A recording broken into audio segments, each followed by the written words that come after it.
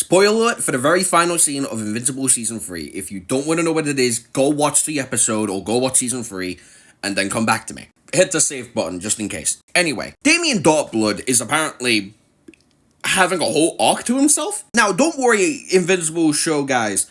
This is a whole new thing. This is not in the comic books at all. Which means it's probably content from the comic book that he couldn't implement into the actual story, as that happens a lot. Now the question is, who is Damian found the host of? Now, this is a whole ass fucking throwing it in the dark kind of shit I'm gonna be throwing out there, right? But I'm gonna need you to stick with me on this. Image Comic Books, the guys who own Invincible and a fuck ton of other comic books, like to collaborate with one another every so often in their own comic books. Like, obviously, they've got Invincible, but they also have other massive comic book names. Like, damn near every comic book of Spawn. Damn near every comic book of Transformers. The newer, biggest hit that they currently have is Radiant Black, but you have some old iconic ones too, like Timeless, which by the way, sick as fuck, which for a good some of these were in the actual Invincible comic book. Savage Dragon was in there, Spawn was in the Invincible comic book for a little minute, but so was one other character, who I think Damian is currently talking about. And if you're an early 2000s baby like me, you should probably seen this show on Cartoon Network because it was low-key kind of hype. That character